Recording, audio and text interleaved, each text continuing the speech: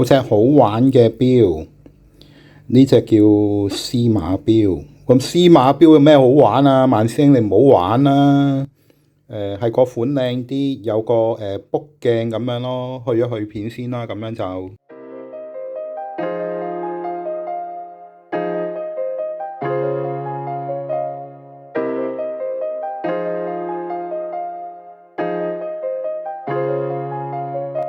大家好啊！今次我請咗阿龍嚟幫手啊！我呢度一時計，我呢個頻道係講錶嘅，為你講錶嘅係我萬師兄，多謝大家收看。好啦，好玩嘅錶呢就係呢一隻司馬錶呢，我就係喺前面嗰度先。咁佢呢度呢就有啲得意嘢嘅喎，電子錶嚟嘅喎，應該係真唔係啊？Opto Course 喎，係呢個石英錶喎，但係佢自動石英錶即係點解呢？大家諗唔諗到啊？個面好靚喎，白色錶面係啦，佢冇粉就白瓷面啦，有粉就白粉面啦。咁呢個白瓷面啦，白瓷面立體字釘，有羅馬數字嘅刻度啦，3點位有個日曆喎，咦？但係上到鏈嘅喎，點解咁得意嘅錶？嗱，聽下聲，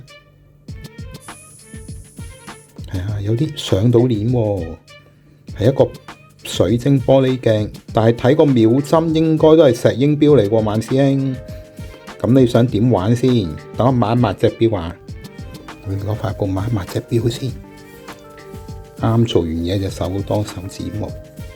哇，好靚仔啊！隻錶好啦，白色嘅司馬錶就黑色字，個尺寸咧有幾大咧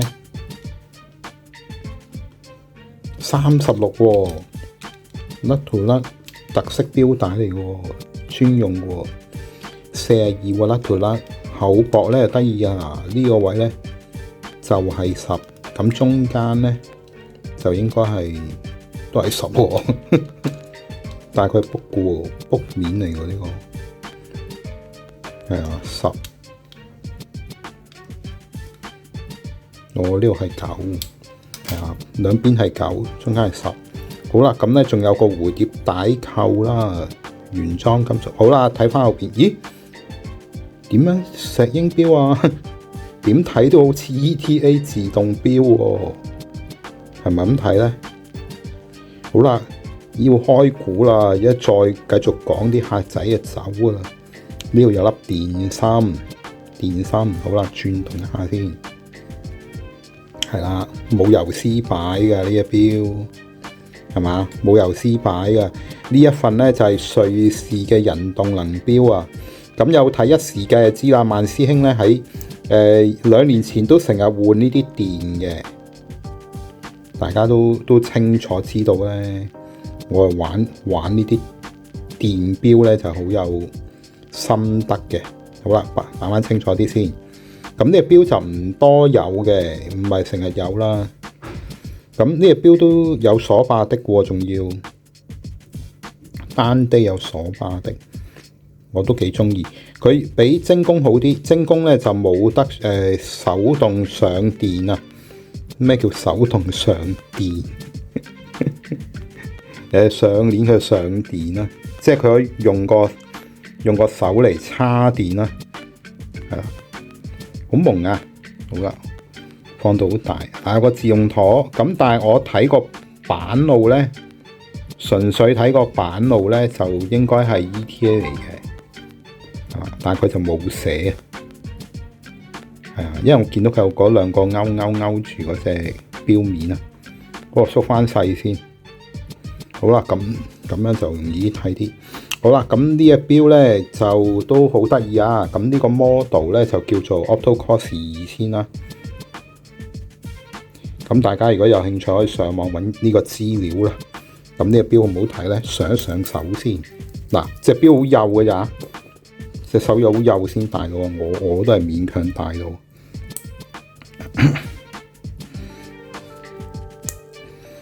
嗱，我已經緊晒㗎啦呢個，咁我喐一喐就一就咧，我都勉強戴到嘅咋，勉強戴到咋我。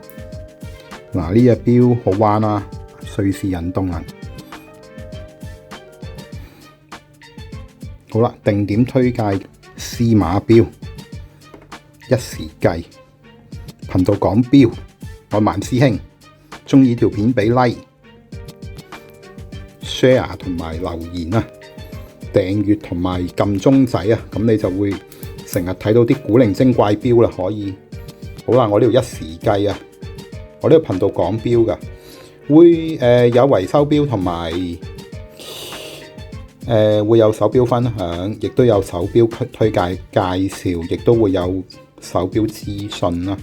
咁咧有時見到呢啲錶咧，唔好驚，係啊，有問題嘅攞嚟俾萬師兄跟一跟得噶啦，可以整到嘅。